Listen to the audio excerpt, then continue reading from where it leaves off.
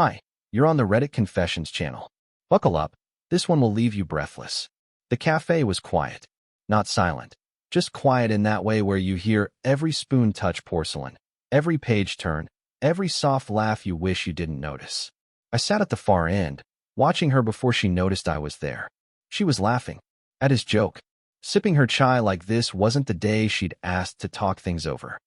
The ring in my coat pocket felt heavier than it ever had on my finger. I had picked this place. I wanted it somewhere public. Not so I wouldn't lose my temper. I don't even have that gear. I just needed witnesses. Not for her. For me. So I wouldn't try to rewrite it in my head later. So I wouldn't convince myself she didn't really mean it. I needed truth to echo. She saw me and waved like we were old classmates, not spouses. Not whatever we were. And he just watched. Calm. Comfortable. Like he belonged. I didn't sit right away. I walked up to the table, placed the ring gently between her and the stranger I had once suspected but never confirmed. And then I said nothing. No drama. No speeches. Just the ring. The silence hit harder than any words could have. She blinked. He smirked. I almost laughed. Then she opened her mouth. And what came out wasn't an apology or an explanation. It was worse. Much worse. She said, "Oh, you're early." And the moment she said it, the room seemed to freeze. A server dropped a spoon. A couple at the window turned to stare. And I just stood there, humiliated in real time, in 4K. But that was just the beginning. I stood there like an extra in a scene I was never meant to be in. Just a silent man holding air where love used to live. Her words, "Oh, you're early," kept bouncing in my skull like an echo I couldn't shut off. No guilt. No panic. Just mild surprise, like I'd caught her ordering dessert before dinner. And the guy beside her, the one with the perfect beard and smug, entitled face, didn't even shift. He just reached for his coffee, totally unbothered by my presence. Like he'd already won. I still didn't sit. She looked down at the ring between them and gave a tiny, amused exhale. That hurt more than shouting ever could. I wanted to say 100 things, wanted to ask how long, why him, what changed. But the answers would only destroy me more, and honestly, she wasn't even trying to pretend anymore. The mask was off. "I told you we needed to talk," she said quietly, brushing a strand of hair behind her ear like we were discussing a utility bill. He leaned back, finally speaking. "Do you want us to give you a minute?" he asked to me. Not to her. Like he was the host, and I was the awkward +1 who crashed the wrong table. "No," I replied. My voice barely made it across the table. "I want you both to hear this." I finally sat down. My hands were shaking, but I folded them like I had something under control. I didn't. Not even close. "I'm not here to make a scene," I said. "You clearly made your choice. But I needed to see your face when I gave it back." She looked at the ring again. "You think this is dramatic?" she asked. "You're the one who brought it to a coffee shop." She said it like I was the one being ridiculous. Like the real betrayal was making her feel mildly uncomfortable in public. My stomach dropped. I felt embarrassed, not just for being cheated on, but for how badly I'd misunderstood the person I married. I thought there would be shame, regret, something. But she looked free. And then, the twist. She reached into her purse, pulled out a small white envelope, and slid it across the table. "Here," she said. "You'll want to read this before you say anything else." I didn't move. My chest tightened. Because if what came before was betrayal, I knew, deep down, what was inside that envelope was about to be a whole different kind of knife. I didn't want to touch it. That envelope. White, thin, unassuming, like the start of a letter you'd write to a stranger. I just stared at it, hoping it might evaporate if I looked hard enough. Darla crossed her arms like she was waiting for a child to open a birthday card they didn't deserve. And the guy beside her, he leaned in like this was the highlight of the day. I reached forward slowly and flipped the envelope open. Inside were 5 folded sheets of paper. I unfolded the first one with trembling hands. Legal stationery. Letterhead. Typed paragraphs with my name in bold. I scanned the opening lines and my blood chilled. She wasn't just leaving. She had already filed. The words swam before my eyes. Irreconcilable differences, division of assets, amicable arrangement. Amicable. She was sitting next to the man she was leaving me for. I could barely breathe, let alone read. Page after page outlined how she'd already planned everything. Her lawyer, her future address, even how she wanted to handle the public narrative. Public. Like this was a brand move, not a marriage collapsing. And then came the last page. A list of items she claimed were mutually hers. I read through it, mouth slightly open. She wanted the couch, the air fryer, my grandmother's bookshelf, my dog, Winston, the 15-year-old schnauzer that had slept on my chest through 2 surgeries and a dozen bad dreams. She wanted him. I looked up. My voice cracked. You want Winston? She shrugged. He's more attached to me now. You're barely home. Because I was working 2 jobs trying to pay for her photography studio that never turned a profit. Because I was staying late at the office while she was, God knows, texting him. My stomach nodded. I hadn't cried yet, not really. But right then, in that booth with a ring between us and betrayal burning under my ribs, I felt it building like a dam about to give. Still, I whispered, he's all I have left. The guy finally spoke again. Look, man, don't make this messy. I turned my head slowly toward him. Messy. My voice cracked again. You're sitting in my marriage like it's a waiting room and you're annoyed it's taking too long. He chuckled under his breath. A chuckle. I could see now why she liked him. Confident. Cruel. Clean cut. The kind of guy who says things like, it's just emotions, and thinks that makes him mature. But before I could respond, Darla grabbed her phone and casually said, We've got that lunch in 20, remember? She wasn't even hiding it anymore. No remorse. No decency. Just scheduling her next outing with the man who took my life apart piece by piece. And yet, what I did next wasn't angry. It wasn't loud. But it changed everything. I don't remember standing up. I don't remember reaching into my pocket again. All I know is that 1 second I was sitting there, watching the life I built burn without a single match in my hand, and the next, I was holding my phone out, screen lit, camera rolling. Her expression shifted fast. Not panic, not fear, just irritation. Like I was ruining her weekend plans. I'm going to say this once. I began, my voice low but steady, more for me than for them. So I don't forget it later, when I'm laying on the floor of our, my apartment wondering what I did wrong. Her lover looked amused again. That same smug tilt of his head like I was a bad audition he had to sit through. But Darla, for the first time in that whole humiliating performance, looked uncertain. Not guilty, not ashamed, just caught off guard by the fact that I wasn't crumbling. I gave you 12 years, I said. 12 years of showing up, of forgiving, of pretending not to see the signs. You used me for stability, then called me boring the moment your life got easier. I paid for your studio, your classes, your freedom. And you paid me back by stealing the one thing that never lied to me. Winston. She scoffed, muttering something about making a scene, but I didn't stop. I turned to the guy.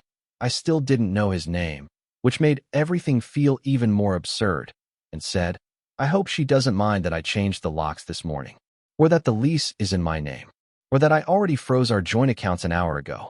Guess she forgot I handle our online banking. His smirk vanished. I told you I wasn't here to beg, I added. This ring, I nodded at the one still resting on the table, wasn't a symbol of love anymore. It was a weight, and I'm done carrying it. Darla's eyes narrowed. You're recording this? I nodded. For my lawyer. And maybe for me. So I never let someone make me feel small again. She reached out like she was going to grab the phone, but I stepped back. Don't worry, I'm leaving. You've got lunch in 20. And I did leave. I walked out into the cool air, my chest tight, my legs weak, my hands shaking like leaves. But something had shifted. I wasn't the same man who walked into that cafe. Something broke, but something else cracked open. I just didn't know yet that this story wasn't over. Not even close. I walked out of that cafe with a hollow chest and the kind of silence in my ears that usually comes after a loud explosion. It wasn't peace. It was the absence of everything I'd been holding in. The truth was, I didn't feel victorious. I didn't feel proud. I felt like a man who just finished dragging himself out of quicksand only to realize he's alone in the middle of nowhere. I wandered for hours. No plan, no direction. Just me, my phone, and the heaviness of 12 wasted years. I didn't even realize I had walked all the way back to my apartment until I was standing outside the door. The locks had been changed, just like I said. A locksmith came earlier that morning, no questions asked. Inside, everything looked the same but felt different. It was like the walls had witnessed the betrayal and were waiting to see what I'd do next. I sat on the couch she wanted to claim, stared at the empty dog bed Winston used to curl up in, and for the first time that day, I let myself cry. Not the loud, dramatic kind of cry. Just quiet tears that ran down my face like they'd been waiting their turn. I didn't know what I was going to do next, legally, emotionally, or even just practically. But I knew one thing. I wasn't going to let her rewrite the story. That recording from the cafe? I sent it to my lawyer. And then, without fully knowing why, I posted a short, censored clip on a private Reddit thread under a throwaway account. No names. No faces. Just enough to let people hear how she spoke to me. I didn't expect anything. Within 2 hours, the post had over 5,000 upvotes. Hundreds of comments. Strangers telling me I wasn't crazy. That it wasn't normal the way she dismissed me, minimized me, erased me like I was a chapter she regretted writing. And suddenly, I wasn't just a man who got left. I was a man who was finally being seen. But that wasn't the twist. That night, at exactly 7:43 p.m., my phone lit up with a name I hadn't expected to see again so soon. Darla. One missed call. Then two. Then a voicemail. I listened with shaking hands. Her voice wasn't cold anymore. It was frantic. Shaky. Ellison, what did you do? You can't go online and make me look like a monster. People at the studio saw it. My friends are calling me. This isn't fair. That was rich. Fair. Then she said it. The sentence that made everything flip upside down. Please call me back. I need to explain what really happened and why I did it. I didn't call her back. I didn't text. I just stared at my phone for what felt like an hour, watching the screen fade to black, light up again with another missed call, then fade to black again. Darla's name never used to make my stomach turn. Now it was like a warning label. Eventually, I listened to the full voicemail again, this time paying closer attention to her tone. She didn't sound angry anymore. She sounded scared. Not scared of me, scared of what I had started. Of how people were seeing the real version of her. The one I lived with silently for years while everyone else saw the sweet, free-spirited artist. I was halfway through debating whether I should block her number when another message came through. This time, it was a long text. No emojis. No hey. Just this. If you care at all about the truth, meet me at the old studio tomorrow. 5 p.m. No games. No drama. Just honesty. The old studio, the one I helped build out, repaint, rewire, and pay rent on for 14 months before she pivoted and left it behind. That studio had been the symbol of everything I did for her and everything she took for granted. And now she wanted to meet there? I didn't reply, but the next day I went. Not for her. For me. I needed to hear whatever twisted version of events she was going to offer, so I could finally bury it all. The building was still empty, dust-covered, the way she left it. She was already inside, pacing. No makeup. No show. Just Darla, raw and visibly shaken. She didn't waste time. I didn't plan to fall for him, she said. You need to believe that. I said nothing. She continued, but that's not what I really need to tell you. The reason I'm here isn't to defend myself.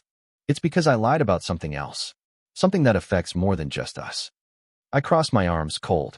She stepped closer, then pulled something from her tote bag. A small, folded piece of paper. Another one. This time, it was a bank statement. My name on it. But not my account. One I'd never seen before. I transferred the studio funds, she said. Months ago. Into this. I thought if things didn't work out with him, I'd still have something. A backup plan. I didn't expect you to find your spine. My throat closed. You stole from me. I was scared, she said quickly. You're the only person who's ever really taken care of me. But you were slipping away, and I didn't know how to fix us. We weren't slipping, I replied, voice shaking. You were walking away and calling it gravity. She looked like she might cry, but I was too far gone for sympathy. Still, I took the paper. Not because I forgave her, but because I needed every piece of the truth if I was ever going to move forward. And as I turned to leave, she whispered something behind me that nearly stopped me cold. You should check the account again. Not everything in it came from you. I didn't go home after the studio. I couldn't. My legs walked me to the train station, but I have no memory of how I got there or where I planned to go. I just knew I needed air, movement, anything to outrun the weight of what she'd just told me. But some truths don't chase you. They wait until you're alone, quiet, still. Then they hit harder. Her words kept echoing in my head. Not everything in it came from you. That wasn't guilt. That was a warning. I finally sat on a bench outside a closed coffee shop and opened my laptop. I logged into the online banking portal for the account Darla had handed me. Same last name, different first name. I stared at it. C.R. Ellison. My heart stalled. Who was that? A middle name I'd never heard? A legal alias? Then I clicked into the transaction history. The money wasn't just from our joint account. There were other deposits, regular ones. Same amount. Every Friday. From a company I didn't recognize. Hollister and Bryce Media Group. It took all of 2 minutes to Google it. Marketing firm. Corporate branding.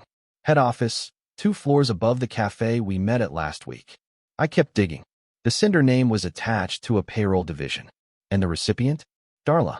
But not under her name. She'd been collecting payments under my last name. As if we were business partners. Not just stealing from me. Using me. I felt sick. I ran my hands down my face and just sat there, stunned. I knew she was capable of lying. I knew she'd twisted the truth before. But this wasn't personal betrayal. This was fraud. I took screenshots. Sent them to my lawyer without context.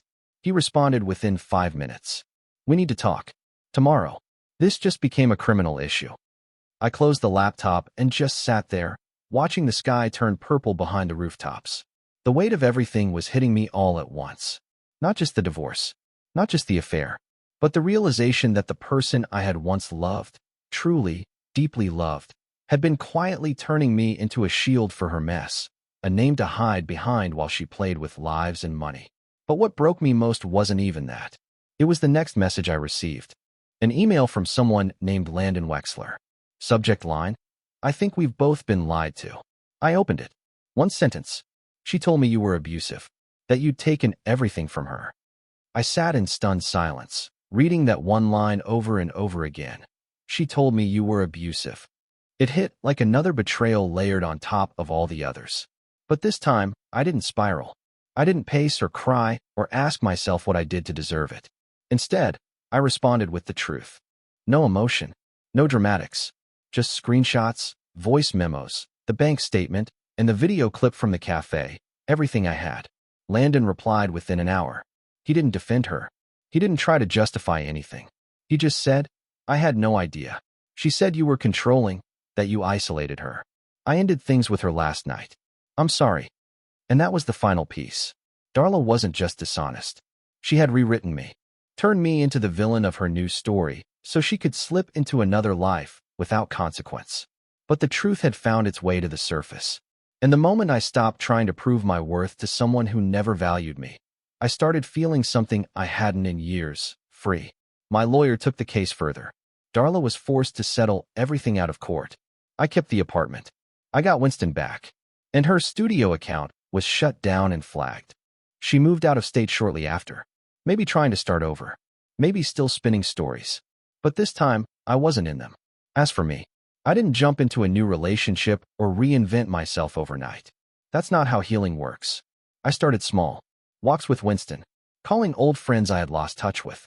Going to therapy, even though the first few sessions made me feel like I was unraveling. I stopped blaming myself for someone else's lies. I started remembering who I was before I became a placeholder in someone else's fantasy. I won't say I'm healed, but I'm no longer broken. And that, to me, is a win. So if you're watching this and you've been made to feel like you're invisible, small, or like your story doesn't matter, trust me, it does. And you are not alone. Thanks for watching Reddit Confessions. What was the most shocking moment in Ellison's story for you? Drop your thoughts in the comments. And don't forget to like, subscribe, and share your own story below.